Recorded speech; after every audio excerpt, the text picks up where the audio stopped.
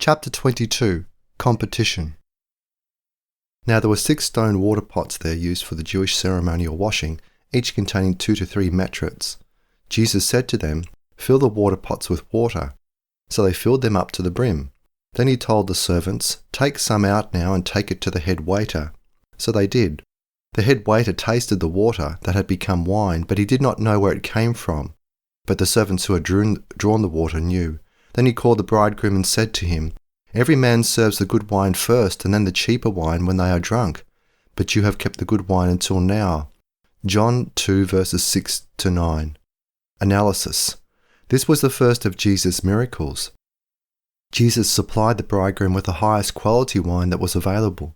The bridegroom had not purchased enough wine. He was about to be embarrassed at his own wedding. Jesus saved him from this embarrassment. Everyone who attended the wedding feast was treated with high-quality wine. Amazingly, they received this late in the feast.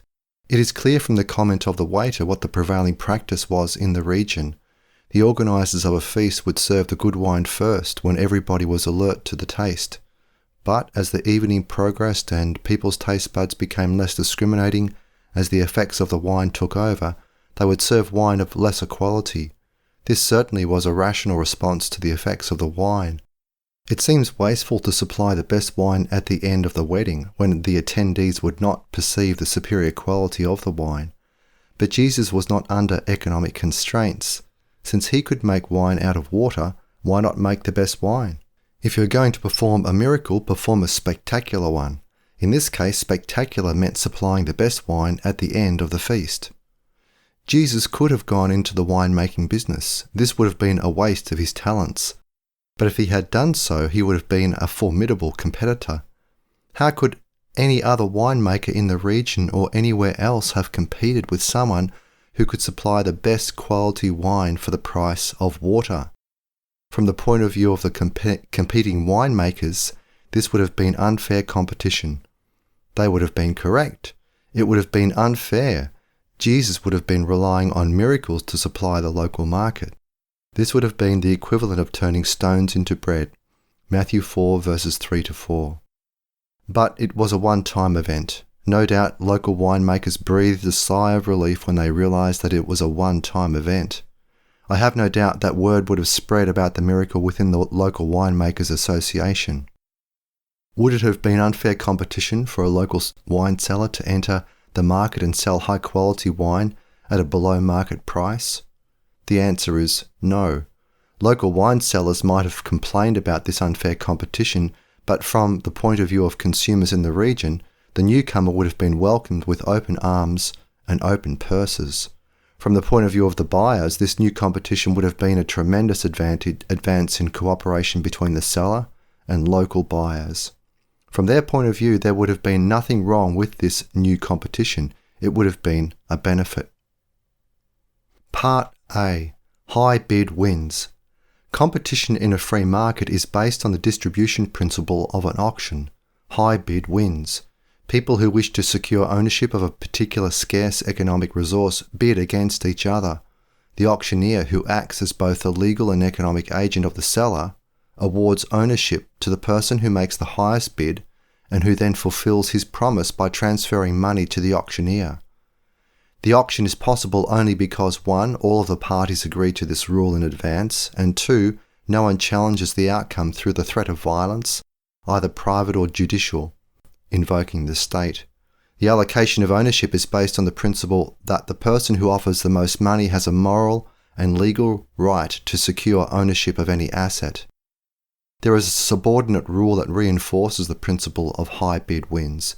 The auctioneer is not allowed to hire people to make false bids in order to drive up the price of specific items. This is fraudulent. Such false bidders are called shills. The presence of shills undermines the integrity of the auction. A society may or may not have civil laws against this practice. Even if this is not declared illegal, if word gets out to participants that the auctioneer has adopted such a ruse, people will cease attending his auctions. They will seek out auctions operated by rival auctioneers. The corrupt auctioneer will suffer losses. The auction process is the moral, legal, and institutional foundation of the market process. The free market is a gigantic auction. This is the best way to understand the free market. This is conceptually simple. You are less likely to make conceptual errors if you always begin your economic analysis with your understanding of how an auction functions. Begin with something simple, then move to the complex. I developed this auction-based approach to economic theory in Christian Economics Teacher's Edition, Part 1. An auction is an institutional development of the principle of ownership. The right of ownership implies the right of disownership. This in turn implies the right of exchange. By right, I mean legal protection from interference by third parties in the use of other people's property. This is a moral right. It should be a legal right. The clearest statement in the New Testament of this right is found in Jesus' parable of the field owner and the hired hands. The field owner hires labourers all day long. At the end of the workday, he pays them what they had agreed to. He pays them the same wage. The workers who had begun work early then complain. They had worked longer. They therefore deserved more pay. The field owner's answer is straightforward. But he replied to one of them, "Friend, I am doing you no wrong. Did you not agree with me for a denarius? Take what belongs to you and go. I choose to give to this last worker as I give to you. Am I not allowed to do what I choose with what belongs to me? Or do you begrudge my generosity?" Matthew 20 verses 13 to 15. Let us examine this passage in terms of the auction process. Earlier in the day, the field owner bid for the labour services of several men. They were not legally obligated to accept his offer. As sellers of labour, they had the right to wait for a higher bid. But there was uncertainty involved in this rejection. There might not be a higher bid. Because labour cannot be stored up, they would be risking the loss of money by rejecting the offer. This might be the highest bid of the day.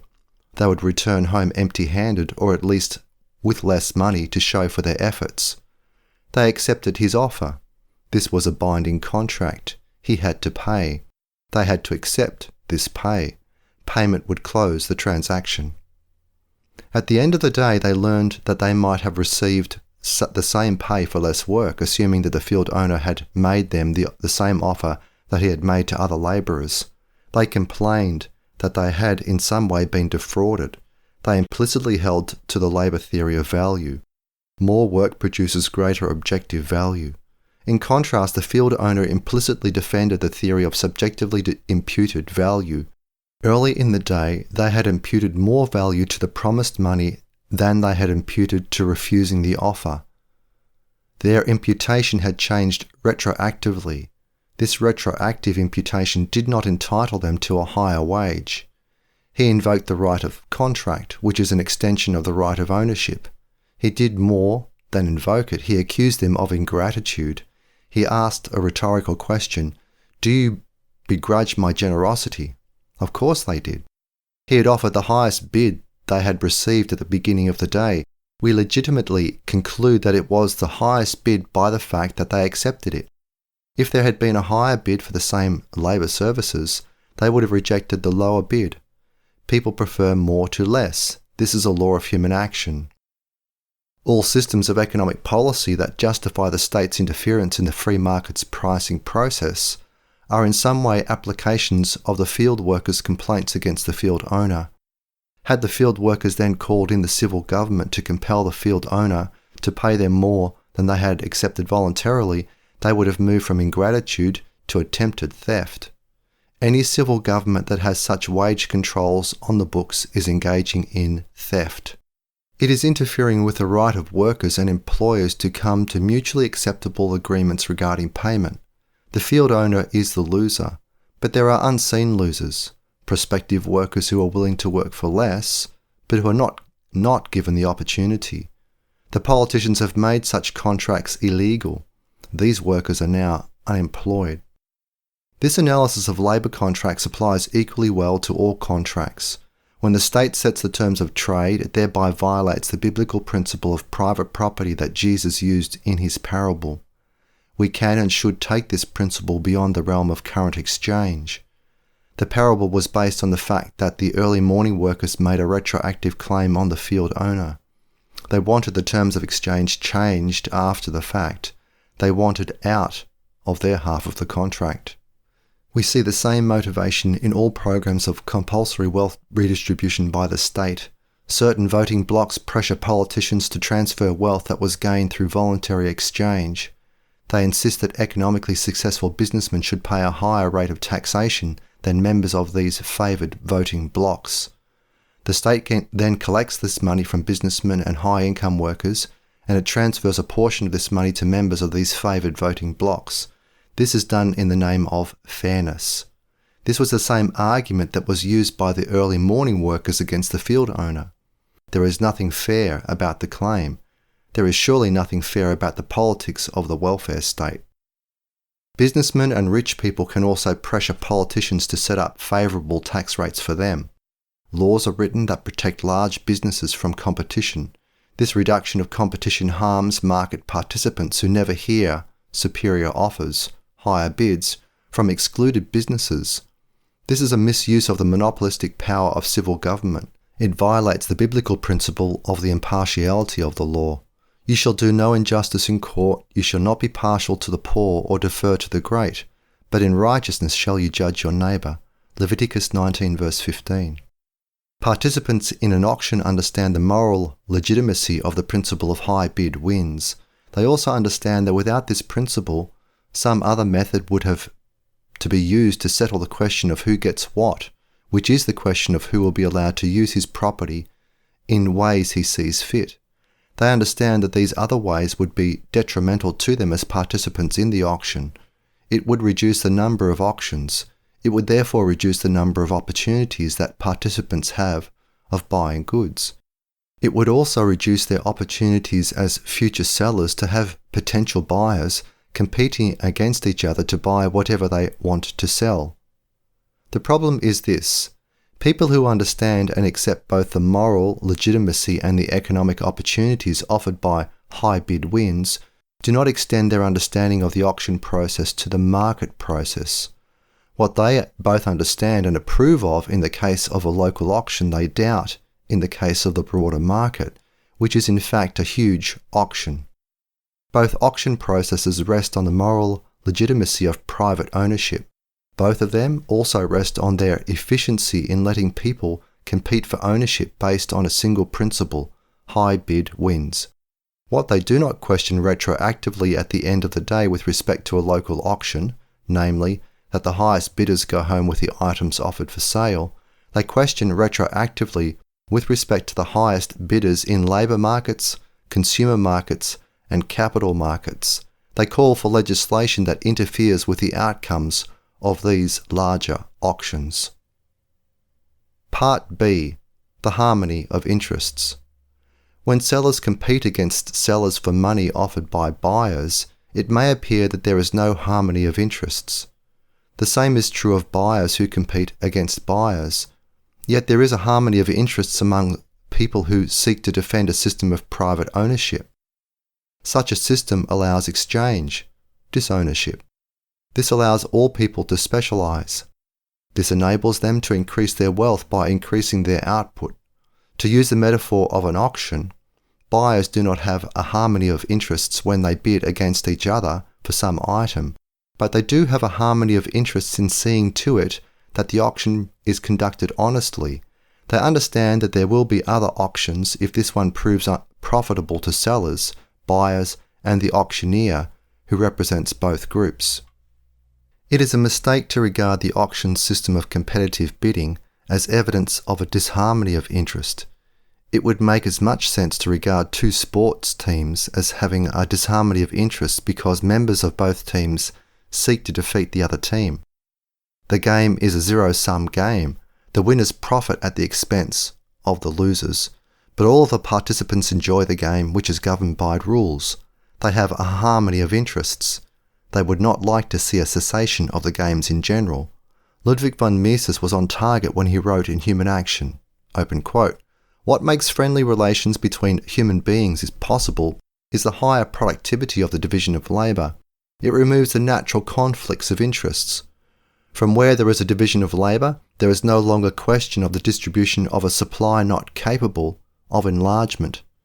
Thanks to the higher productivity of labour performed under the division of tasks, the supply of goods multiplies. A preeminent common interest, the preservation and further intensification of social cooperation, becomes paramount and obliterates all essential collisions. Catalactic, market, competition is substituted for biological competition.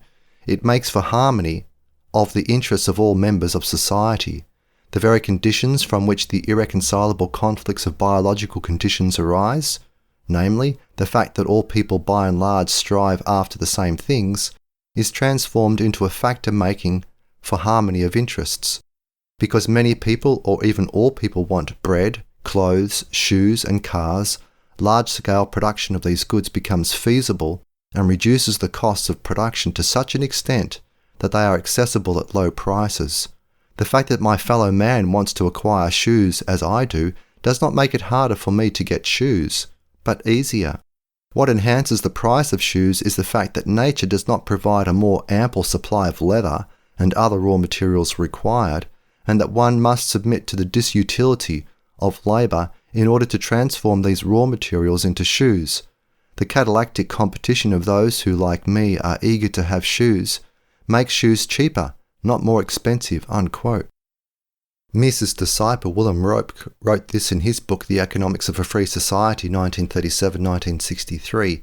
He was responding to attacks on the free market system of competition, open quote. Such attacks conveniently ignore the fact that it is the liberal economic philosophy which recognizes the latent disharmony between consumer and producer, and which sees in competition the means of mitigating this disharmony and thus of safeguarding consumers' interests. Piquantly enough, the enemies of competition answer this argument by saying that it was liberalism, after all, which developed the doctrine of the harmony of economic interests. Thus we find the real advocates of disharmony engaging with high glee in the task of obstructing those who seek to mitigate the evil by ridiculing them as naive adherents of outworn doctrines of harmony. But our economic system can remain viable only if this disharmony is redressed by effective and continuous competition, unquote. As I wrote in Chapter 10 of my economic commentary on Genesis, Sovereignty and Dominion 2012, open quote, there is a disharmony of interests apart from the mediating influence of the competitive free market, he concluded.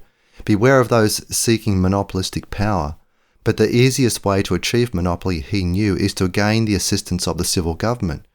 If you wish to release the underlying disharmony of interests, he said, all you need to do is unleash the monopolistic power of the civil government.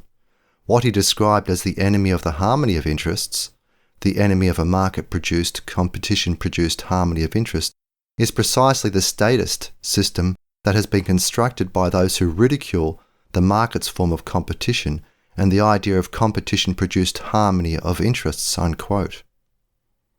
Part C. Critics of the market process. Critics of the free market say that the market is wasteful. It is wasteful because there are so many competitors in a particular market. Why should they compete against each other? Wouldn't it be wiser to have a central planning agency allocate everything associated with wine production to local producers? Then the planners could assign a low price for buyers. Under these circumstances, there supposedly would be no waste. The problem is this: no one knows everything that needs to be known about producing better wine at a lower price. Central planners surely do not know. Competition is a discovery process. This was the insight of F.A. Hayek in 1968. The article was translated into English and published in 2002, Competition as a Discovery Procedure. From the days of Adam Smith until now, critics of the free market have argued that some, much, or all of the social arrangement of voluntary exchange is immoral.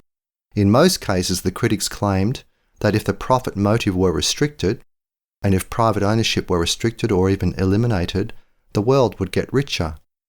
Nature supposedly is a cornucopia that is blocked by private property.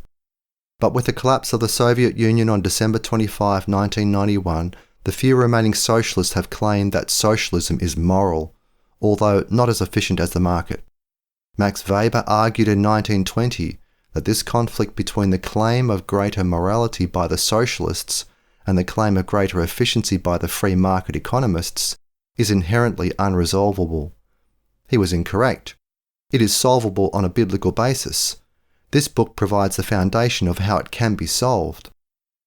1. Hostility to competition. One familiar critique of the free market is this: it is competitive rather than cooperative. Socialists insist that competition pits buyers against sellers, employers against workers. If it were not for private ownership, they claim, cooperation would replace competition. This would lead to a more moral, more peaceful, less antagonistic society. In response, defenders of the free market argue that competition is a form of cooperation. This form of cooperation has the advantage of being more efficient and therefore more productive than cooperation based on government ownership of property coupled with good intentions. This argument has not persuaded critics of the market. First, biblically speaking, we know that any call for the abolition of private property is a challenge to the Bible's affirmation of the legitimacy of private property, most notably the commandment against theft, Exodus 20 verse 15. Jesus was clear about the legitimacy of private property in his parable of the field owner and the hired hands. Some of the workers complained about the pay scale, the same for workers who worked varying amounts of time during the day. They asked for more money than they had agreed to. The field owner replied, "Am I not allowed to do with what I choose with what belongs to me?" Matthew 20 verse 15a. So, from the beginning, we can be sure that the critique of market competition is not based on the moral high ground, it is based on the moral low ground. Second, the argument against competition is an argument against voluntary exchange. It calls into question the moral legitimacy of someone who seeks an exchange of something he owns for something he does not own. In fact, it calls into question the ethics of two people who seek such an exchange. It implies that voluntary exchange is somehow tainted morally. Yet the heart of such an exchange is the desire to increase cooperation. Each of the parties to the transaction is making this offer. If you give me what I want, I will give you what you want. We will both be better off after this exchange of ownership. They would not complete this transaction if either of them did not believe this mutual assurance. Third, the argument fails to understand the nature of competition. It rests on an unstated assumption: sellers compete against buyers. It also rests on a second assumption: sellers are in a superior position to buyers. They can therefore make greater profits by exploiting buyers. They do not define the word exploit in terms of any economic theory. Both of these assumptions are incorrect in most cases. 2. Sellers compete against buyers. Let us consider the first assumption, namely that sellers compete against buyers. Sellers of goods and services prefer that buyers pay more. Buyers of goods and services prefer that sellers ask for less. Their motives are the same: self-interest. The questions that I have for those who argue this way are these. First, what keeps sellers from increasing their prices?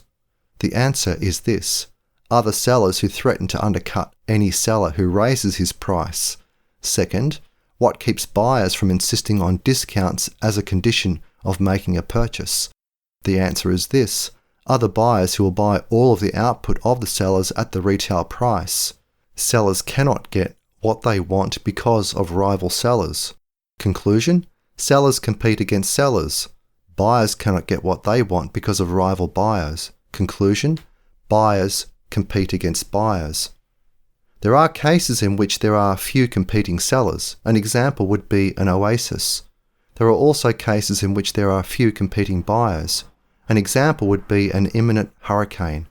Sellers of automobiles may have to offer discounts if they do not want their inventory damaged or blown away. They prefer to transfer ownership to a buyer. There are cases of face-to-face negotiators who do not know what the other party will accept. A seller does not know how much money a specific buyer will pay. Buyer does not know how much a specific seller will accept. There is no developed local market for this particular asset. There is no widely known price. This situation applies to real estate and used goods, one of a kind. It applies to medical services and repair services generally. It applies to most new goods. With the growth of the internet in the first 2 decades of the 21st century, information regarding prices and even quality is freely available. It costs no extra money to do a web search, only time. The richest man in history in mid-2018 was Jeff Bezos, who founded Amazon. He was worth $141 billion. This was up $31 billion since the beginning of the year. He attained his wealth by cutting prices and gaining free reviews from purchasers. Rival sellers see Amazon as a ruthless competitor. Buyers do not agree. Amazon provides rapid price information on 3 billion items. This is steadily growing. The zones of price ignorance shrink. This means that the zone of price negotiation shrinks. Competition is minimized between buyer and seller. Online, it does not exist. Sellers of new goods on Amazon declare, take it or leave it. But sellers of used goods, especially books, can compete by price. For those buyers who are content with a clean, used book, low bid wins, low from the seller's point of view.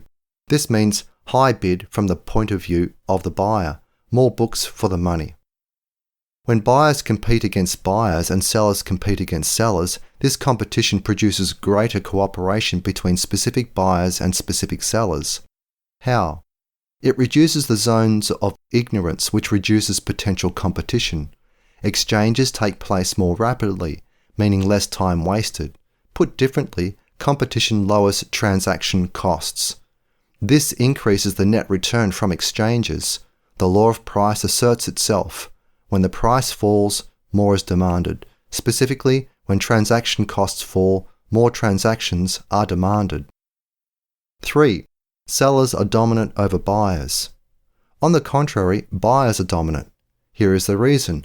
By common usage, buyers possess money. They pay money to sellers. What is money? Money is the most marketable commodity. A highly marketable asset has these characteristics. It can be sold immediately without 1. Offering a discount, 2. Paying a commission, or 3. Advertising. When you walk into a store and you see something you want to buy at a listed price, the seller will not argue with you if you offer to pay him his listed price. He may try to sell you something in addition to it. If you have cash, you may be able to negotiate a discount in a small shop owned by the seller. If it is a used item, you may be able to negotiate a discount. Why? Because the local seller has a limited market. You tell him that you want to buy the item. He wants to sell it. But there may be no other person today or this week or this month who will want to buy that item at anywhere near the listed price. He wants your money now. He has bills to pay. He wants to buy more inventory. He suspects that you may not need the item at all. You have lots of other items or services you would like to buy with your money. Every seller in town wants your money at retail prices. All sellers are competing with each other for ownership of the most marketable commodity. Only a comparative few buyers are competing with each other to buy what specific sellers sell. In rare cases, the seller does not need to sell, but the buyer needs to buy. I have already mentioned the premier case, an oasis. Here the seller can charge all the traffic will bear for his water. The phrase, all the traffic will bear, comes from an anti-capitalist, anti-railroad American novel published in 1901, The Octopus. There is no local market that is less developed than an oasis in a desert, but the traffic to and from an oasis is minimal. With the increase in airline traffic, oasis traffic is steadily being reduced. The few people who stop by for a drink of water are poor people. The owner of the oasis cannot get rich from their payments. The free market's critics have contrasted competition with cooperation. The two categories are not the same. The critics do not understand how the market's auction process works.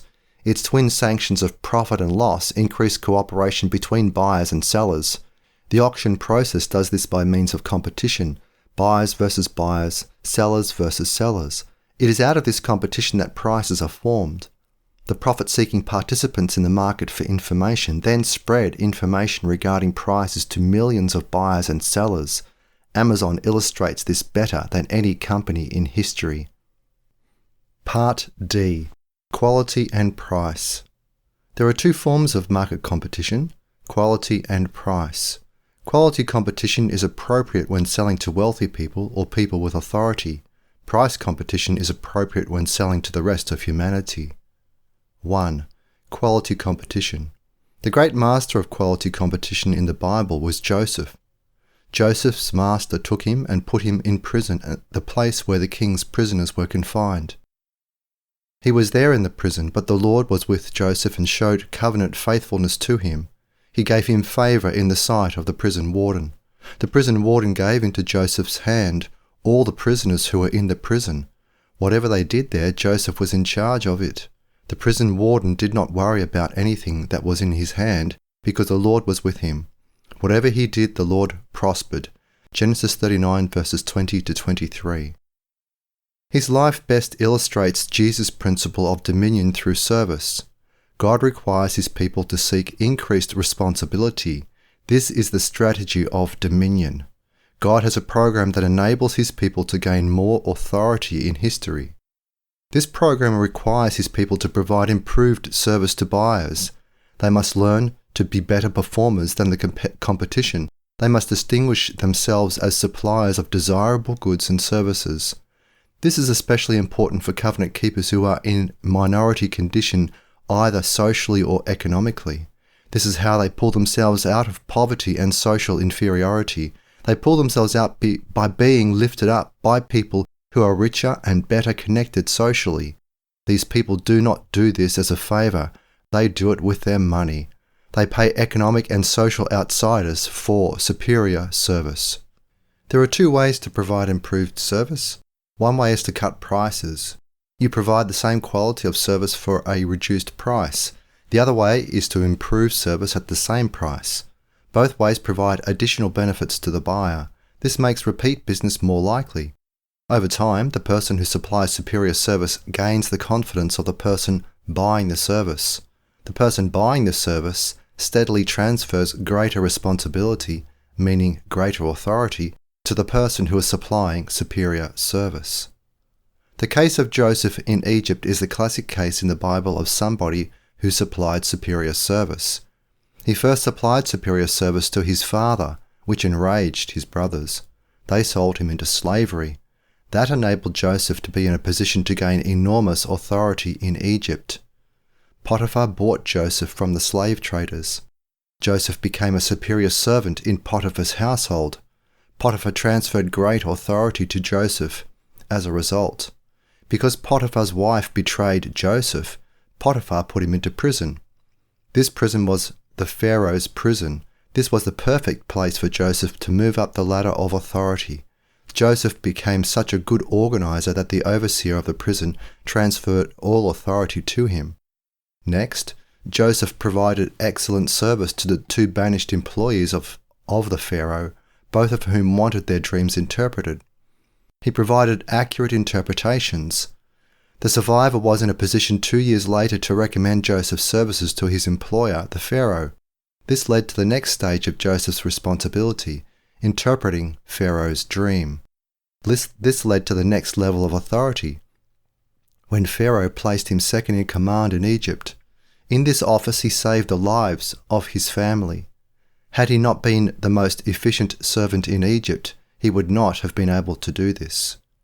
His service was based on quality competition. As a slave, he supplied services for the cost of room and board. He supplied above average services at this exceptionally low price. This is how he distinguished himself from all of the other servants in Egypt. He need not have been so efficient. He could have supplied services that most slaves supplied, or most prisoners supplied. But he recognized that he was in a position to represent God before these pagans, so he supplied good services. God blessed him as a result. This principle of quality competition is easy to understand. His brothers understood it. They understood that his performance was going to lead to his superiority over them. They resented this. As it turned out, this is exactly what happened. But it did not happen in the Promised Land. It happened in Egypt. There were probably other slaves in Potiphar's house who resented him. Undoubtedly there were prisoners in Pharaoh's prison who resented him. But his customers welcomed his performance. They were not getting something for nothing, but they were getting exceptionally valuable services for practically nothing. Every buyer likes a better deal. Quality competition is suitable when you are selling to people with considerable wealth. Potiphar had wealth. He could afford to buy a slave. He had a large household that required a careful management. The jailer probably did not have wealth, but he had authority. He was in control of the operations of the prison.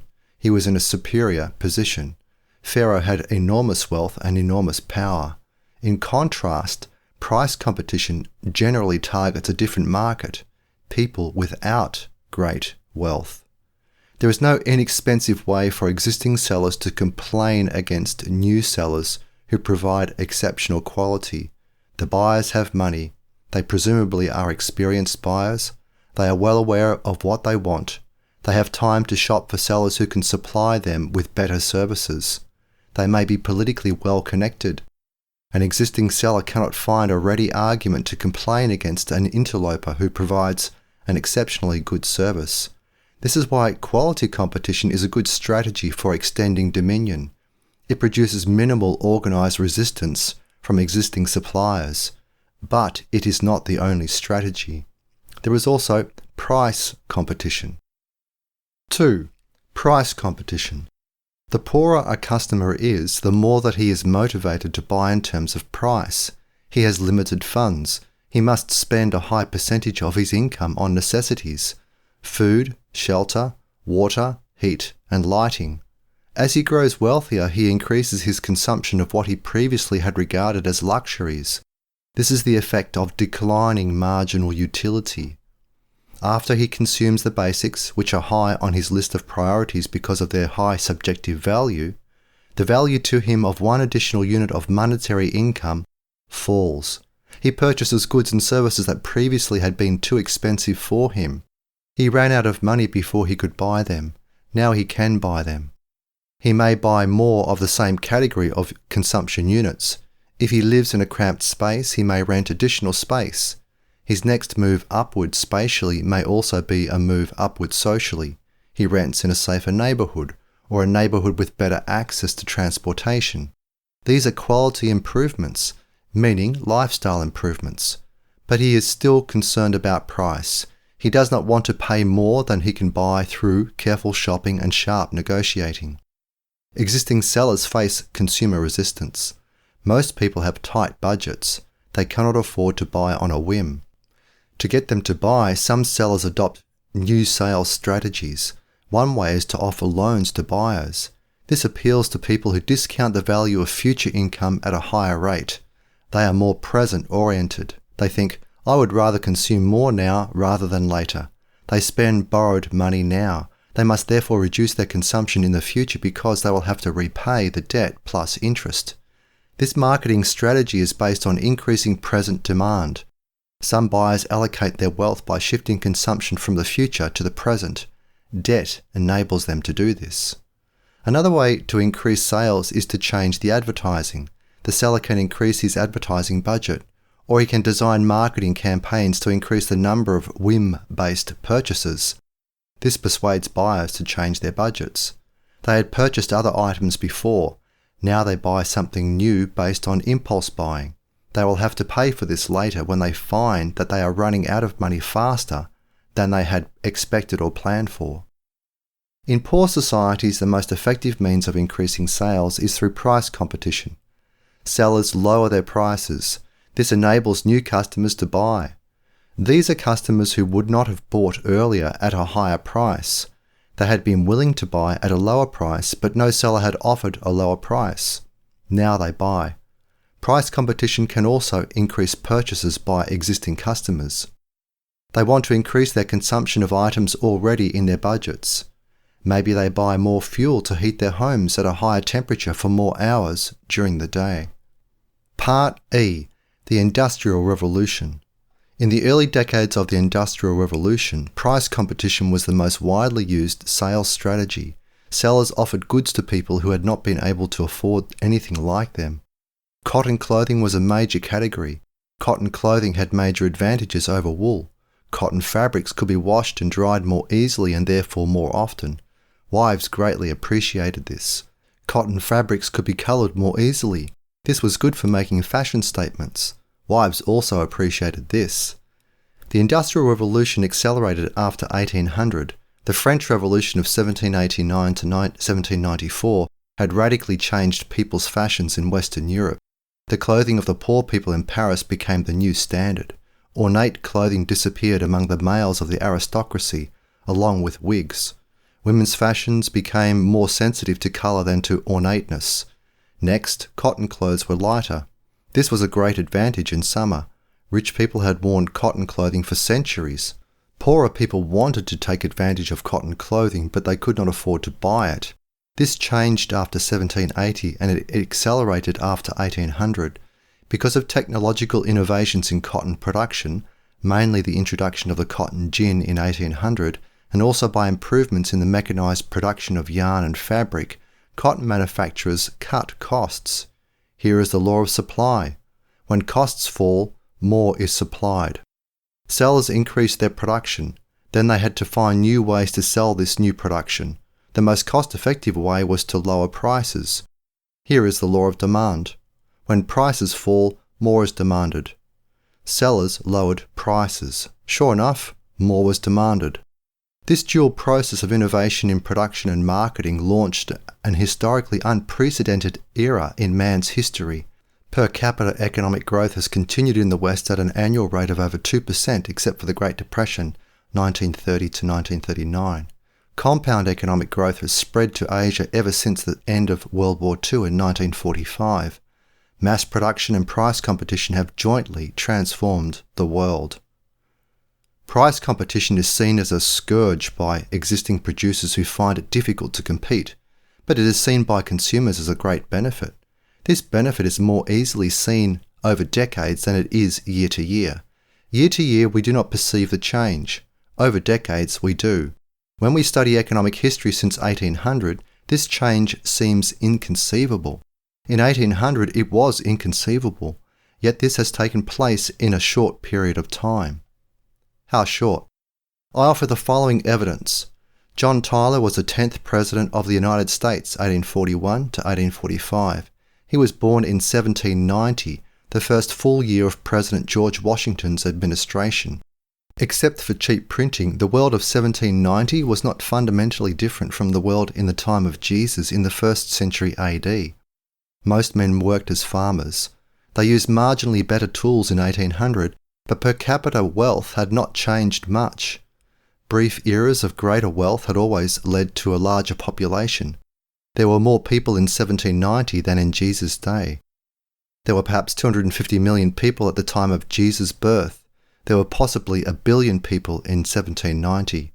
Travel was still as slow as it had been in Jesus' day. Roads were poor. Stone roads leading to Rome were superior. Chariots could travel on them except when the roads were frozen or covered with snow. Most people's homes were small in 1790. Heating them was still based on wood, which was inefficient, although cheap in North America east of the Mississippi River, mid-continent. Labour time in chopping down trees and then chopping them into firewood was still high. Only after David Rittenhouse's 1780 improvement of Ben Franklin's 1741 iron stove did iron stoves begin to sell well. Lighting was by candles. These candles were not much different from the one invented by some Roman in 500 BC. There was no system of aqueducts comparable to Rome's. Here is the astounding fact. In December 2010, I interviewed Tyler's grandson. As I write this, he is still alive. So is his younger brother, who was interviewed on national television in 2012. The transformation of the world took place in 3 generations in one family. Part F. Resentment against price competition. Existing competitors resent the intrusion of an innovative seller who prices his goods and services significantly below prevailing prices. Existing competitors know that some of their customers will start buying from the competitor. Their income will fall. 1. Asymmetric politics. Customers appreciate it when they have a wider range of choices. They also appreciate it when sellers begin to offer better deals to them. They understand that they are benefited by an increasing supply of goods and services. But there is a problem. Customers are also producers. In their own areas of service, they resent newcomers who offer superior deals. Because most of their income or even all of their income is dependent on their salaries, they are focused more on the threat offered by a new competitor than they are on the benefits of multiple competitors coming into the market in which they are buyers. They buy from many sellers. A new seller is a benefit, but generally his presence will not make a large difference in the life of a customer. In contrast, the presence of a new competitor in the market in which a customer derives his income is a major threat. Therefore, citizens tend to be more responsive to politicians who promise that they will not face competition as producers. Politicians in search of campaign contributions promise special interest groups to vote to limit the number of competitors entering into a particular market. They gain support from existing suppliers in a market. It is much more difficult for politicians to mobilize consumers in general to resist intrusions into a marketplace that will reduce the number of suppliers. Politically, the two are asymmetric.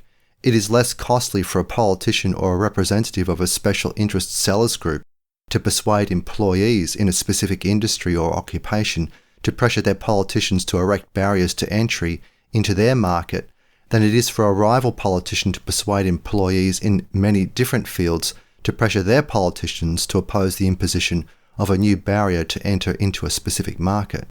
This is why there are continual pressures on politicians to provide subsidies to specific industries or else create barriers to entry against price-competitive sellers in specific industries.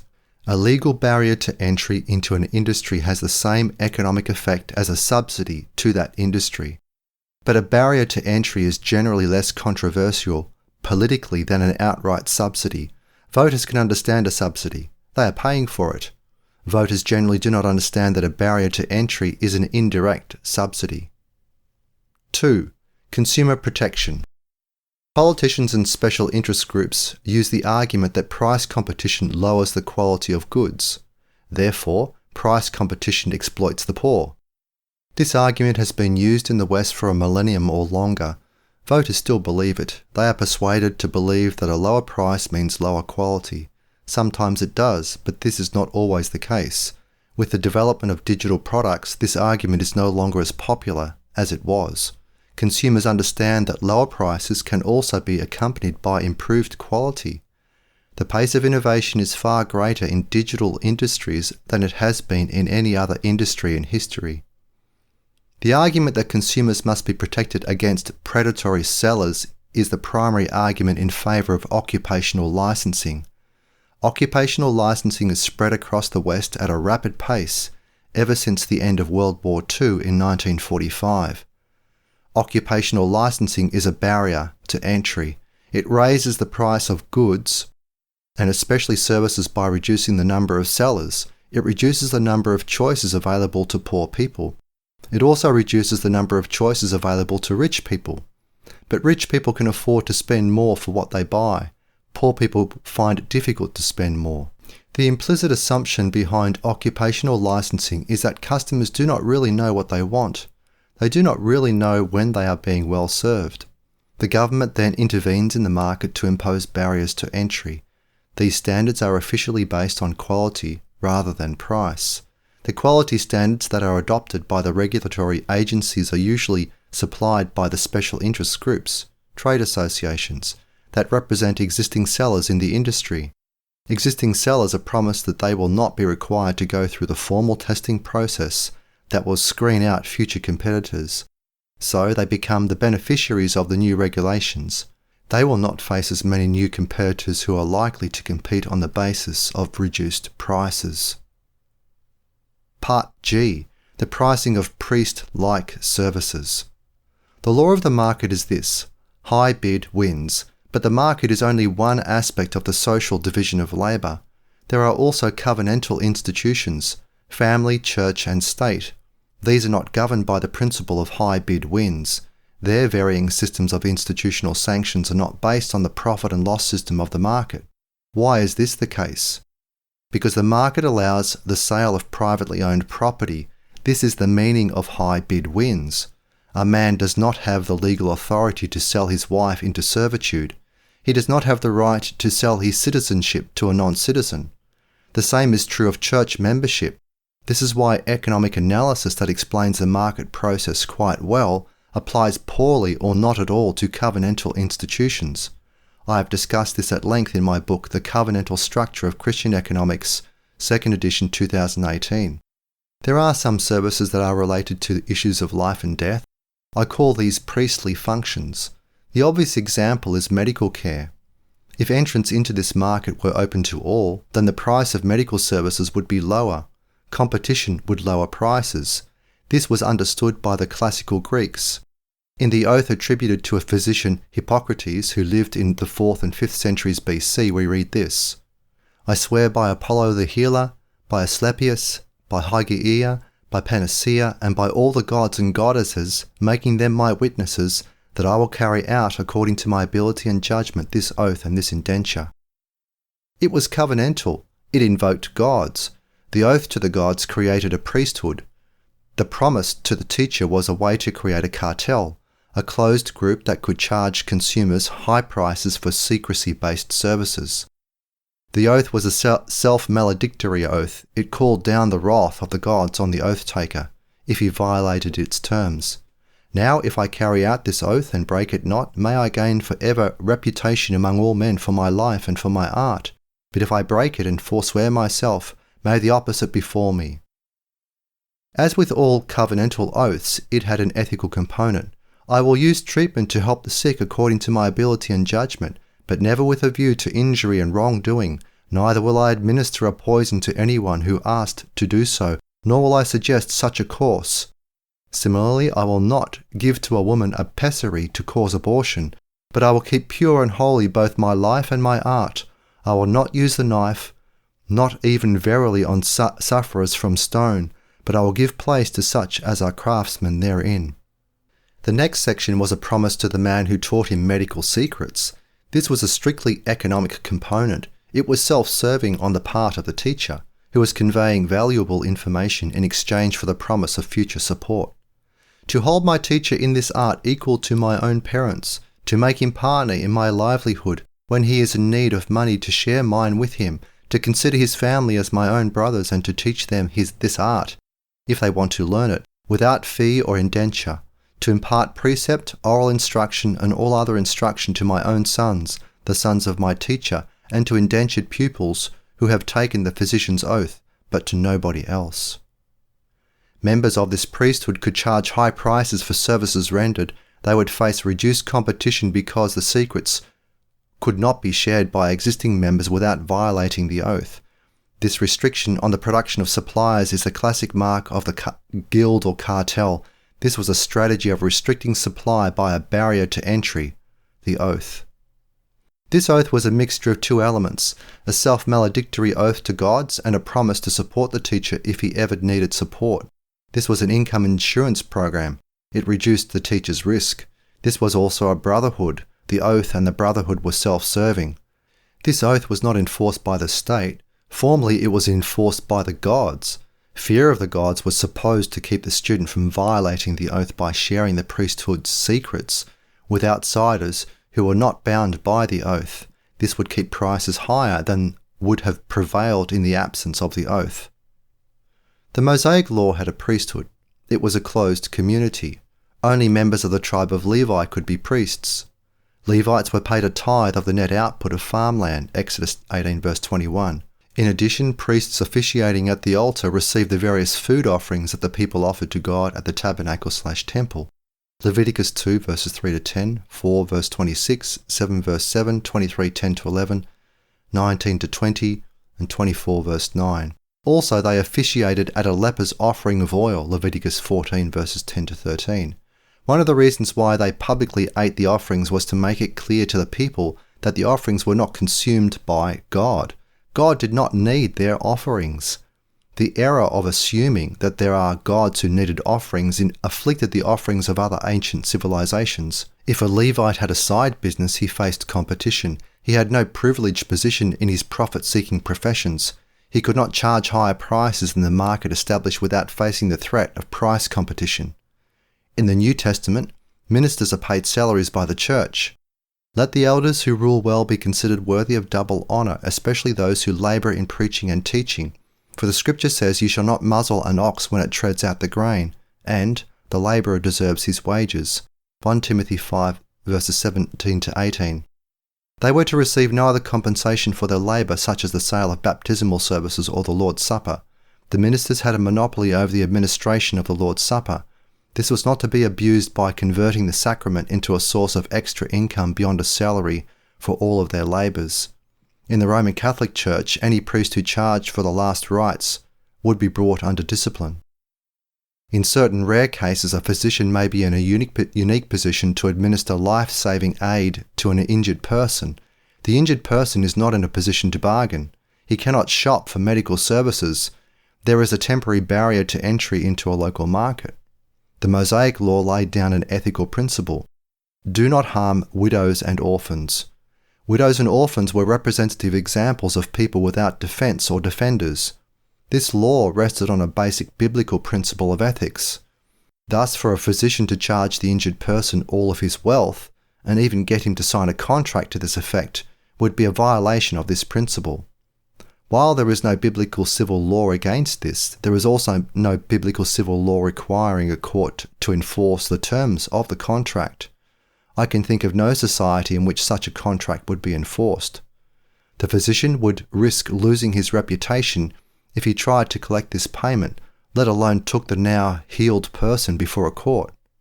The medical guild might even revoke the person's license to practice medicine, at least if the case received a lot of publicity. Even if other medical guild members did not see the unethical aspect of such a contract, they would not want to risk scrutiny by the civil authorities, who might establish a law to control the profession as compensation for granting it a monopoly through licensing. They prefer self-regulation by an ethical board to outright intervention by politicians or bureaucrats. On the other hand, if a physician provided such services for free, but the patient died or suffered permanent harm as a result of the emergency treatment, no civil court should honour the claim. In the United States, numerous states have passed laws exempting a physician from legal liability if he treats an injured person at the roadside. These laws are called Good Samaritan laws, named after Jesus' parable of the Samaritan who helped the injured victim of robbers, Luke 10 verses 25 to 37. Contracts are not sacred. They are not oaths taken before God. They are therefore not covenantal.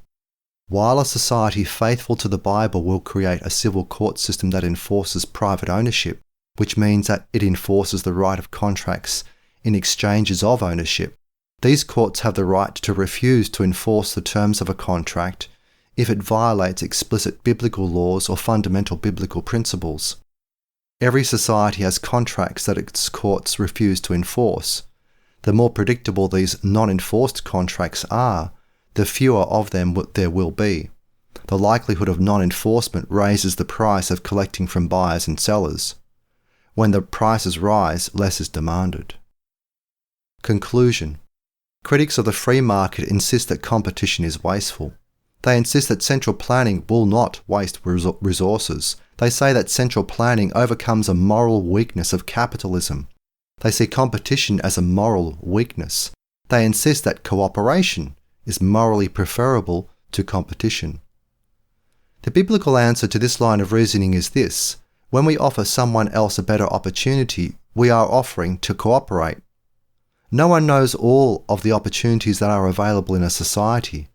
Therefore, individuals who believe they can offer a better opportunity approach a buyer to make the offer. The potential buyer decides whether it is a good opportunity. He is legally responsible for the allocation of his money, so he should have the legal authority to make the decision to buy or not to buy. Ownership and responsibility are inseparably linked. When a seller offers a potential buyer an opportunity, he is competing against other sellers. His competition with other sellers is an inescapable aspect of offering to cooperate with a buyer. Therefore, analytically speaking, there can be no cooperation without competition. Anyone who criticizes the free market for being competitive is really criticizing the market for being cooperative. When Jesus recommended service as a way to leadership, he was speaking to an outcast group of Christians in an outcast nation of Jews. He understood that service is the best way to gain cooperation from hostile people around us. Offering service is an offer to cooperate. So is an offer to sell a product or service. Market competition is the best way for any group that is discriminated against to gain acceptance in society. Over time, people appreciate better deals. Additionally, outsiders who enter a market through price competition gain resentment by existing sellers. Existing sellers may be able to get the government to restrict price competitive offers, but if the sellers continue to offer price competitive goods long enough, they gain support from at least some segment of the market. Quality competition is more difficult for existing sellers to oppose. Existing sellers pride themselves on offering high-quality services. They enjoy the reputation of having provided such services. So, when a newcomer enters the market and offers even better services, it is difficult for an existing seller to oppose his presence in the marketplace. Quality competition usually operates in markets where people have more money, greater prestige, and greater power. They are the Potiphars of this world. It is not easy for poor people or even middle-class people to come into contact with rich people. Rich people surround themselves with screeners. The screeners do their jobs well. They make it difficult for new sellers to contact rich people directly.